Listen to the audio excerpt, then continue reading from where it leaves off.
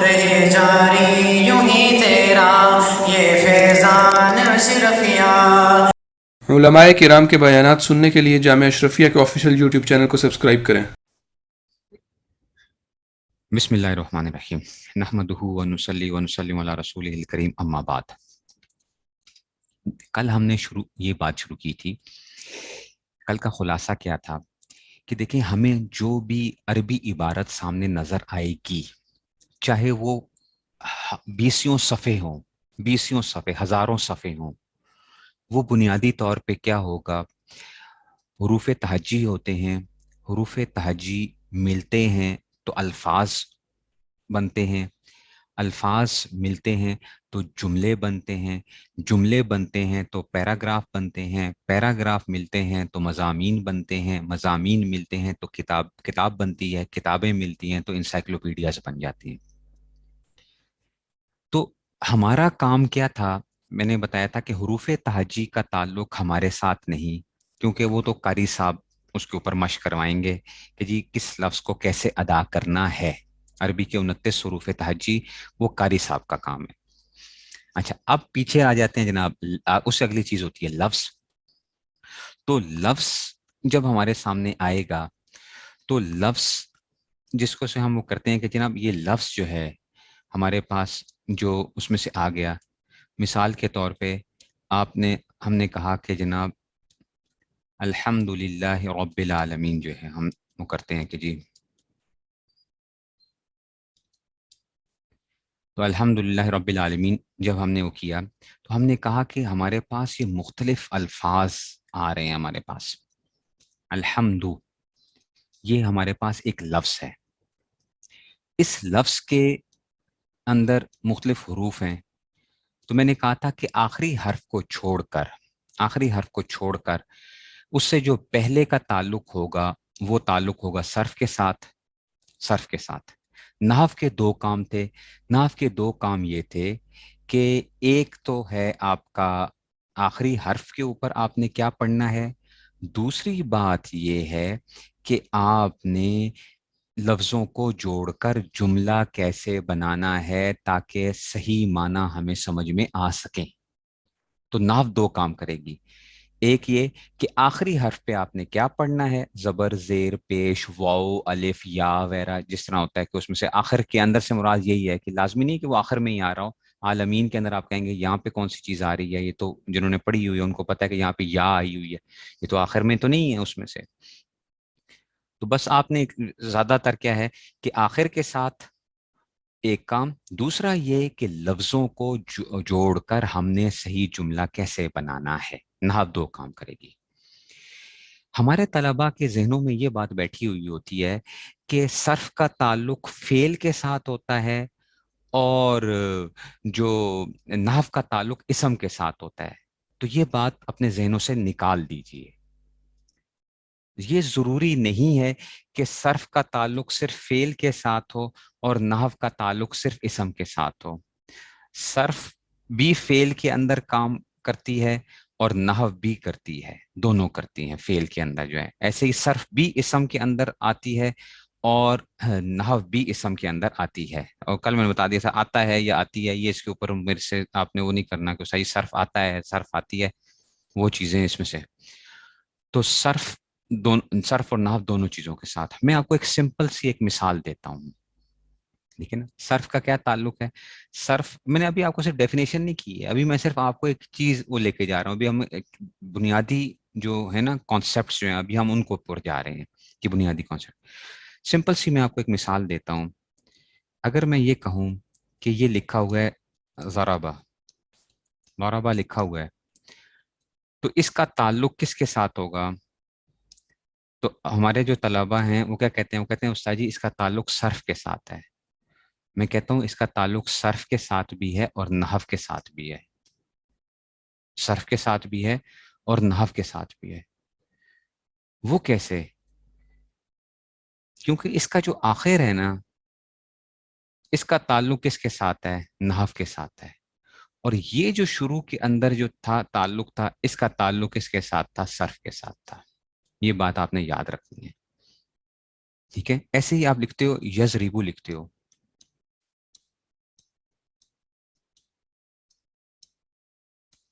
यजरिबु लिखते हो, तो यजरिबु लिखते हो तो इसका ताल्लुक इसके साथ है, सर्फ के साथ है, और आखिर की जो बा के ऊपर जो था इसका ताल्लुक नहव के साथ था।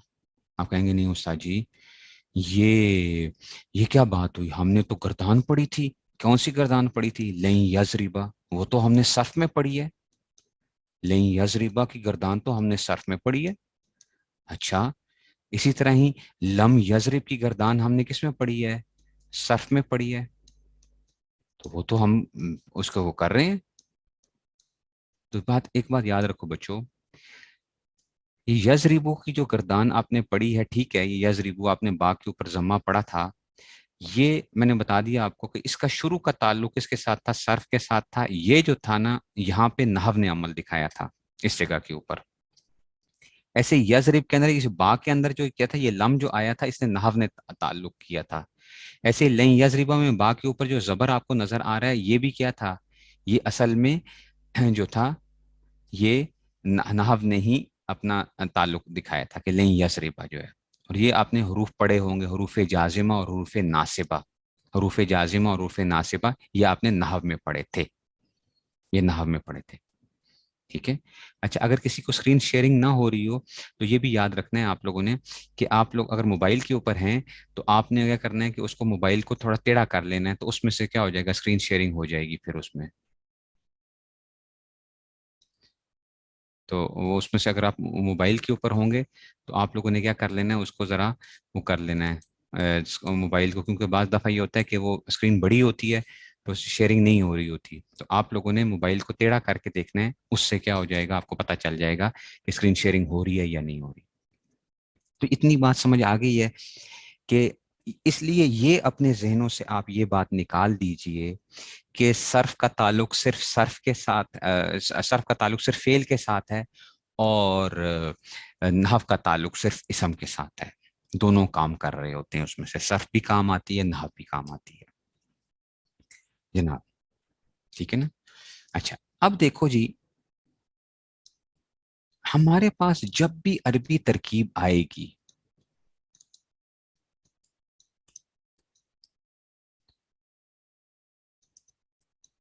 हमारे पास जब भी अरबी तरकीब आएगी, जैसे कि अल्हम्दुलिल्लाह रब्बिल आलमीन, उसमें आपने पहला काम क्या होता है?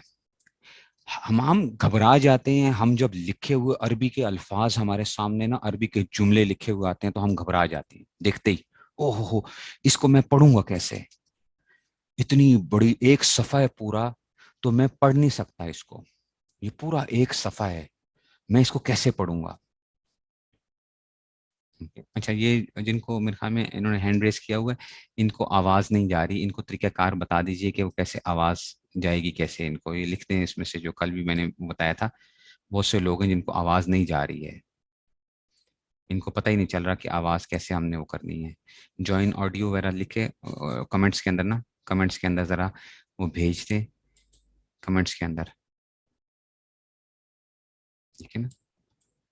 करेंगे इंशाल्लाह, हरूफ नासिबा जाजिमा सब कुछ आएगा। अभी मैं आपको सिर्फ वो कर रहा हूँ, कोई लिखते हैं जॉइन ऑडियो को क्लिक करके वो पूरा लिखें, जॉइन ऑडियो क्लिक करें, और फिर उसके बाद जो वो है उसके ये तरीक़ेकार है, ये थोड़ा सा आप लोग ज़रा वो किया करें। हम्म।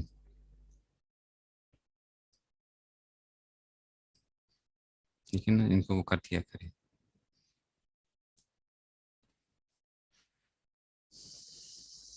हम्म।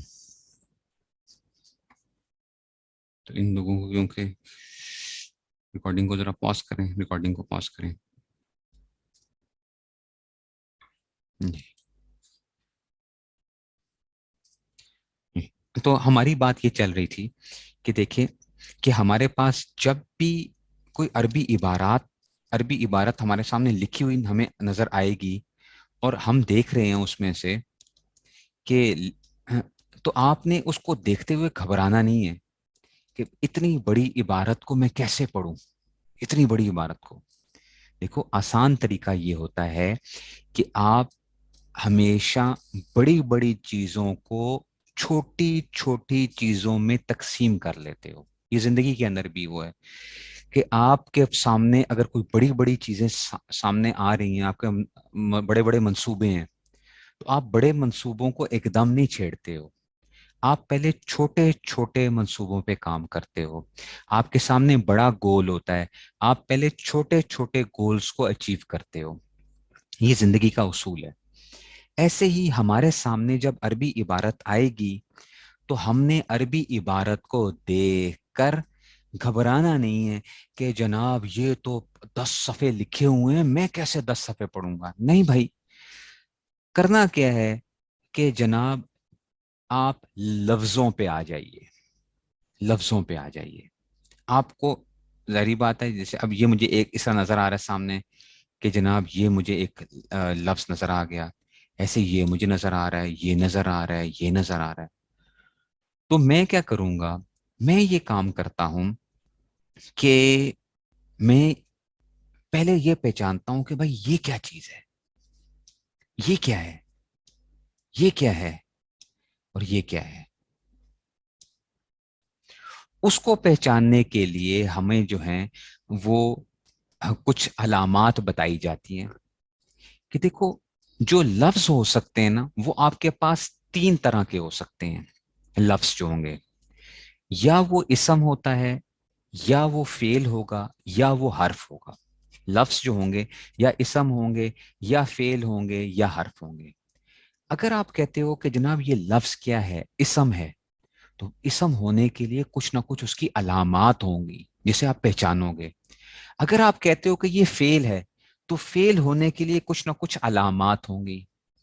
اور اگر آپ کہتے ہو کہ حرف ہے تو حرف ہونے کے لیے بھی ہمیں کچھ نہ کچھ پہچان ہونی چاہیے کہ یہ حرف کیسے ہوا ہے. یہ آپ کا پہلا کام ہے. آپ نے عربی عبارت دیکھنی ہے تو پہلا کام یہ کرنا ہے کہ آپ نے یہ پہچاننا ہے کہ یہ اسم ہے یا یہ فعل ہے یا حرف ہے. پہلا کام آپ نے یہ کرنا ہے، اسم ہے یا فعل ہے یا حرف ہے. اگر اسم ہوگا تو اس کی علامات ہوں گی، فعل ہوگا تو اس کی علامات ہوں گی، اور حرف ہمیں پتہ چل جائے گا، وہ میں بتاؤں گا کہ اس کی کیا علامت کیا ہوتی ہے حرف کی.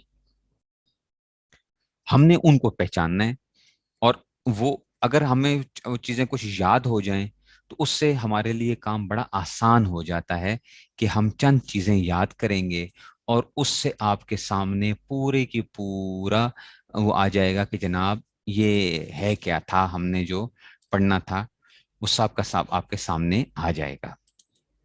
پہلا کام تو یہ ہے. تو اس کا مطلب ہے کہ عربی عبارت کو دیکھتے ہی آپ نے پہلا کام یہ کرنا ہوگا کہ آپ نے دیکھنا ہے کہ وہ اسم ہے یا وہ فعل ہے یا وہ حرف ہے. یہ آپ کا پہلا کام ہوگا. ٹھیک ہے.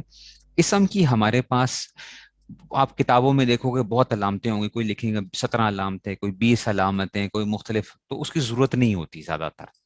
ہمارا جو واسطہ پڑتا ہے علم النحو کے اندر جو لکھی ہوئی ہیں یا نحو میر میں جو فارسی کی نحو میر ہے، تو آپ کے پاس جو علامتیں دی ہوئی ہوتی ہیں وہ جو 11 علامتیں ہوتی ہیں بس وہی کافی ہوتی ہیں. 11 علامتیں آپ کو وہ سمجھ میں آ جائیں تو آپ کافی حد تک آپ کے کام مکمل ہو جاتے ہیں. ٹھیک ہے نا. تو اسم کو پہچاننے کے لیے ہمارے پاس کون کون سی علامتیں ہوتی ہیں. ایک بہت بڑی علامت کیا ہوتی ہے کہ ہمارے پاس کیا ہوتا ہے کہ الف لام جو ہے وہ آ رہا ہوتا ہے کہ جنہیں اس کے شروع میں کیا ہے ہمارے پاس الف لام. الف لام کا شروع میں آنا، جیسے کہ الحمد، الف لام شروع میں آ گیا تو آپ کہتے ہو کہ جناب یہ کیا ہے، یہ اسم ہے کسی اس میں سے. زیادہ تر ایسا چل رہا ہوگا، زیادہ تر میں یہ کہہ رہا ہوں. ٹھیک ہے نا. یہ نہ ہو کہ آپ کوئی فیل نکال کے لے آؤ اور آپ کہو کہ جناب یہ دیکھیں. ٹھیک ہے نا. الحما، جیسے الحما. ٹھیک ہے. تو اب آپ کہیں گے استاد جی یہ زیادہ تر کیا ہوگا کہ الف لام شروع میں آ رہا ہے تو یہ کیا ہوگا، یہ اسم کی علامت ہوگی. دوسری چیز یہ کہ حرف جر کا شروع میں آنا. حرف جر اگر شروع میں آ جائے گا تو اس میں بھی کیا آ جائے گا، یہ بھی اسم کی علامت ہوتی ہے. اور حروف جارہ آپ کو معلوم ہے کہ حروف جارہ کتنے ہوتے ہیں، وہ ہوتے ہیں 17. حروف جارہ کتنے ہیں، 17 ہیں، جو علم النحو میں لکھے ہوئے ہیں حروف عاملہ در اسم کے اندر. حروف عاملہ در اسم کے اندر حروف جارہ. ٹھیک ہے نا. اور وہ اس کا شعر ایک یاد آپ کو کرنا پڑے گا، اور وہ شعر کیا ہے، باؤ تاؤ کافو لامو واؤ منسو مسخلا رب حشا من ادا فی ان علا حتی اور الہ.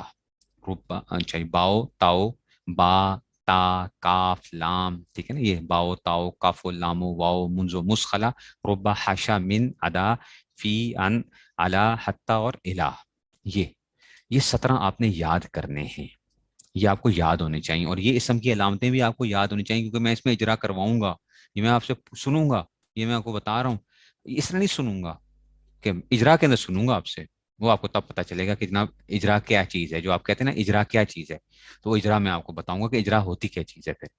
تو حرف جر کا شروع میں آنا، ٹھیک ہے، جیسے بزیدن، با شروع میں آ گیا، تو اگر آپ سے کوئی پوچھے کہ زید کیا ہے تو آپ کہیں گے یہ اسم ہے، ٹھیک ہے نا، زید اسم ہے، تو یہ اس میں سے آ جائے گا آپ کے سامنے، ٹھیک ہو گیا جی، تو یہ اس میں سے آ گیا، زید اسم کے اس میں سے آ جائے گا، تو حرف جر کا شروع میں آنا جو ہے یہ کیا آ جائے گا آپ کے سامنے، حروف جارہ جو ہیں یہ وہ آ جاتے ہیں 17 جو ہیں اس میں سے، ٹھیک ہے نا، یہ حروف جارہ اگلے پیج پہ یہ لکھے ہوئے ہیں، آپ کو اسکرین پہ دیکھیں گے، مجرورات 2 ہیں، حروف جارہ 17 ہیں، یہ میں نے یہاں پہ لکھے ہوئے ہیں، باؤ تاؤ کاف لامو واؤ منزو مسخلا رب حاشا من ادا فی ان علی حتی اور الہ، یہ 17 حروف جارہ 17 ہیں، یہ آپ نے کرنا ہے، ان کو یاد کرنا ہے کہ اس میں سے، تو حروف جر کا شروع میں آنا یہ بھی کیا کرتا ہے، یہ اسم ہونے کی علامت ہوتا ہے، کس کا؟ جس پہ حرف جر داخل ہوتا ہے۔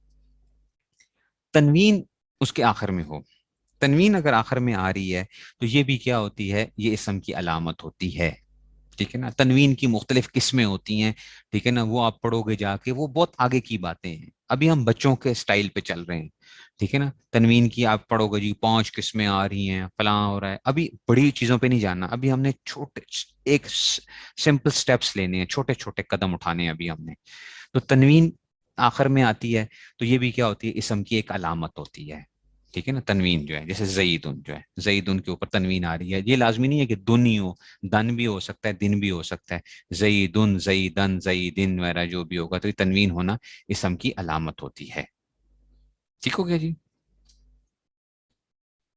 ٹھیک ہے جی، جی اب ہم چلتے ہیں کہ جناب اگلی چیز کیا آتی ہے کہ مسند الیہ ہو، مسند الیہ ہو، جیسے زیدن قائم، یہ آپ نے جنہوں نے سال پڑھا ہوا ہے، نحو پڑھی تھی، تو ان کو پتا تھا کہ جناب یہ چیزیں ہم نے وہاں پہ پڑھی تھی، تو مسند الیہ ہونا، مسند الیہ، جیسے زید قائم، اچھا مسند الیہ کیا چیز ہوتی ہے، یہ ہم پڑھتے تو ہیں مسند الیہ، لیکن ہوتی کیا چیز ہے؟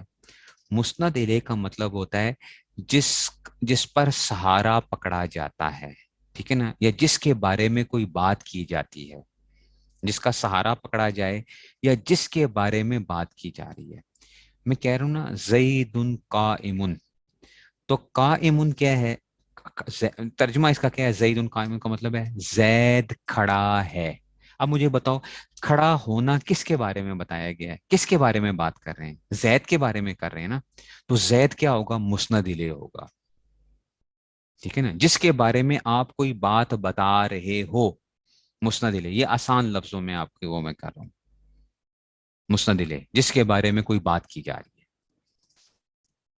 تو مسند زید قائم، تو زید کیا ہے، مسند الیہ ہے، تو جس کے بارے میں بات کی جاتی ہے، ٹھیک ہے، یا جس کا سہارا پکڑا جاتا ہے، جس کے اوپر ٹیک لگائی جاتی ہے، وہ کیا کہلائے گا، وہ مسند اس میں سے وہ کہلائے گا، ٹھیک ہے نا، یہ کیا آ گیا، یہ اس میں سے آ گیا ہمارے پاس، ٹھیک ہے جی، اس کو ہم کہتے ہیں کہ جناب مسند الیہ کی اس میں سے آ گیا، زید قائم میں سے زید کیا آ جائے گا، مسند الیہ ہو جائے گا، اچھا جی، اس کو پہچاننا ذرا مشکل کام ہوتا ہے، ٹھیک ہے نا، ہاں مسند الیہ بیسیکلی انگریزی میں اس کو ہم سبجیکٹ کہہ رہے ہوتے ہیں، وہ جو سبجیکٹ ہوتا ہے نا اس کو آپ ایک وہ کر رہے ہوتے ہیں سبجیکٹ کے طور پہ جو ہے، ٹھیک ہے جی، تو مسند الیہ جس کے بارے میں آپ بات کر رہے ہو، اس کو پہچاننا ذرا مشکل کام ہوتا ہے، یہ میں پہلے بتا رہا ہوں آپ کو، وہ وقت کے ساتھ آپ کو سمجھ آ جاتی ہے کہ جی مسند الیہ کیا چیز ہے، اچھا مضاف ہو، جیسے کہ غلام و زیدن، مضاف ہونا، مضاف کیا چیز ہوتی ہے، مضاف کیا ہوتا ہے، مضاف اب اس کی تعریف اپنے پاس لکھ لو، ٹھیک ہے نا، مضاف کیا ہوتا ہے، مضاف جو کسی کے لیے ہوتا ہے اس کو کہتے ہیں مضاف، جو کسی کے لیے اس کو کیا کہتے ہیں، مضاف کہتے ہیں، مضاف کیا ہے، جو کسی کے لیے ہو، جیسے کہ آپ کہتے ہو غلام و زیدن، زید کا غلام، اب دیکھو غلام کس کے لیے ہے، غلام زید کے لیے، جو تو کون کس کے لیے ہے، غلام زید کے لیے ہے، تو جو کسی کے لیے ہوتا ہے اس کو کہتے ہیں مضاف، جس کے لیے ہوتا ہے اس کو کہتے ہیں مضاف الیہ۔ تو اسم کی علامت کیا ہے؟ مضاف ہونا اسم کی علامت ہے، مضاف الیہ ہونا اسم کی علامت نہیں ہے، مضاف ہونا اسم کی علامت ہوتی ہے۔ انگریزی میں ہم اپوسٹرفی ایس وغیرہ لگاتے ہیں نا، اپوسٹرفی ایس وغیرہ کے ذریعے سے جو ہے نا فلاں کر کے، وہاں پہ ہم یہ کام کرتے ہیں انگریزی کے اندر اپوسٹرفی ایس وغیرہ کے ذریعے سے۔ یہاں پہ ہم کیا کر رہے ہیں کہ مضاف جو کسی کے لیے ہوتا ہے، تو آپ کہتے ہیں غلام زیدن، زید کا غلام۔ اب کون کس کے لیے ہے؟ غلام زید کے لیے ہے، تو اس کا مطلب ہے غلام مضاف ہے اور زیدن کیا ہوگا؟ مضاف الیہ ہوگا۔ تو جب بھی آپ نے وہ کرنا ہے تو آپ نے کہنا ہے کہ مضاف کیا ہوتا ہے؟ وہ بھی اسم کی علامت ہوتا ہے۔